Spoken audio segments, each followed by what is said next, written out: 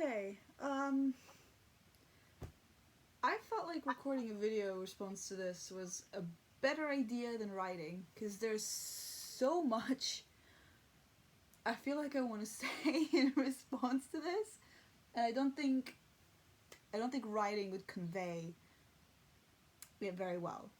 Plus, also, but the creator of Levi, my partner, Captain Sharkbait, wanted to kind of pitch in as well because, as I said, I didn't create Levi. So, first and foremost, thank you.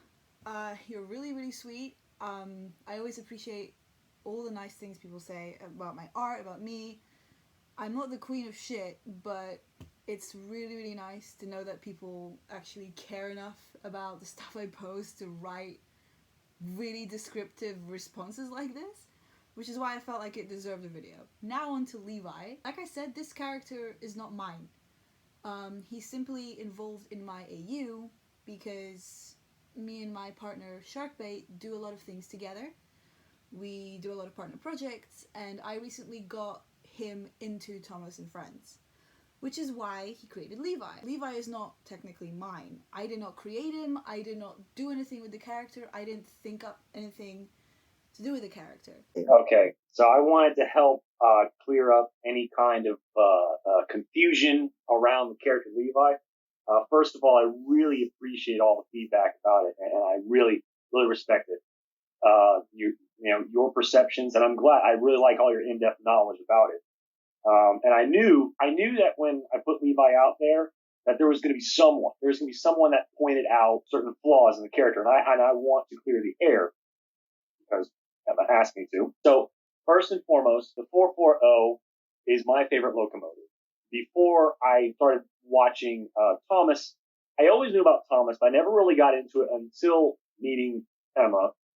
But before then, when I was growing up in Okeechobee, down in Florida, I grew up watching Western films with my grandfather. No, Florida's not the most deep southernish place, at least in terms of quote unquote cowboy culture. But Okeechobee at the time when I was a child, yeah, it was more or less so.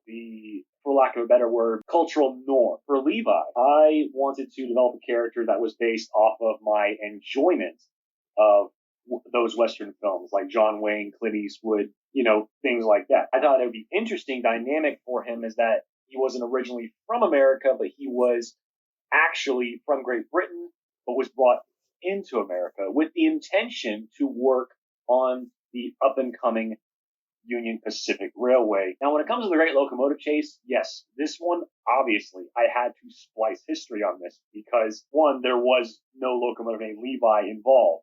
And anyone who knows Locomotive Chase, as you apparently do, it wouldn't have made sense.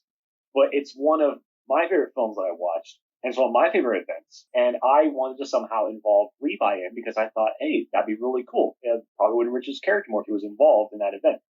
So I had to suspend or bend history a bit to involve him in there, but still remain loyal a bit, just enough to where I could put Levi in there and still have those events play out as they did. So that I can't fault you for. That obviously is not historically accurate. But then again, this whole thing is meant to be fiction. And then when it comes to him working on the Union Pacific Railway, it was meant to be after the railroad chase.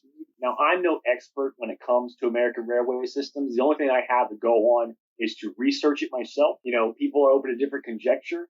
So I tried my best to make it accurate, but not too hard because I didn't want to lose the fun of creating something of my own. And I didn't want to go too hard in on trying to make it 100% historically accurate because I knew I wouldn't be able to achieve that because I'm not a history nut. I only know so much.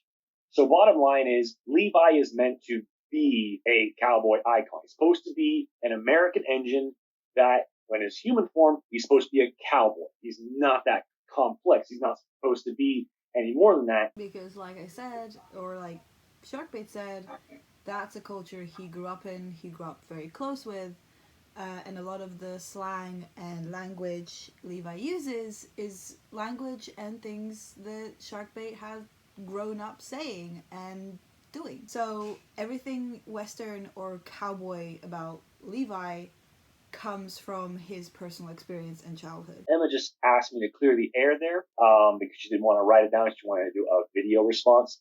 So I'm actually on Skype in America saying this right now. So if you can't hear me as well or my voice sounds weird, I apologize. You can tell by the quality of this shit. Okay. That was the whole thing. But once again, first and foremost, I'm really thankful for your comments on Levi. And I expected it. I'd be lying if I said I didn't expect. And yes, you're right. It's not 100% accurate. It was never intended to be 100% accurate. I wanted to go as accurate as I could for the character, the way that I wanted the character to be presented. But on the whole, I don't think the majority of Emma's followers of Astrio516 really care.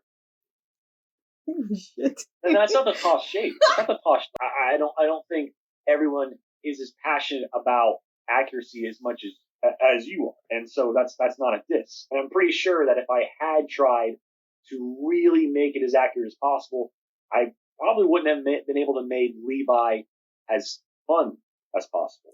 Let's remember first and foremost that the Thomas and Friends fandom and Thomas and Friends itself, as much as it's based very closely to reality, which is one of the reasons that I and many other classic fans and fans of the original series like it so much, yes, it's still based in reality, but we also have to remember that these are talking trains with faces and personalities. It is all fiction, and it is all meant to be for fun. The main reason I do my AU and I draw these humanized characters and I'm into it is because it's fun. It's not serious. Yeah, I like to follow history a little bit. I like to include those things and be respectful to where something comes from.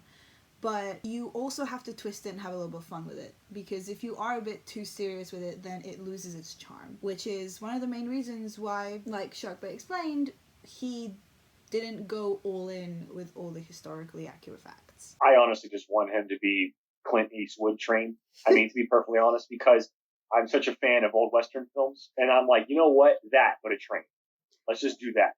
Let's just do something that gets him involved in violence. I hope that clears the air a little bit. Thank you, babe, for actually talking this time. I recorded this twice because he didn't... She threatened me. Thank you once again for all your kind words, for taking the time to write this out, and actually taking an interest in my character, or Sharkbait's character. I would actually be terrified to know what you think about Laura and Ella. Please don't say anything about Ella. Thank you for your kind words. Thank you for taking the time. I really appreciate it. Sharkbait really appreciates it. Respect to you. Peace out. You want to say bye? Bye.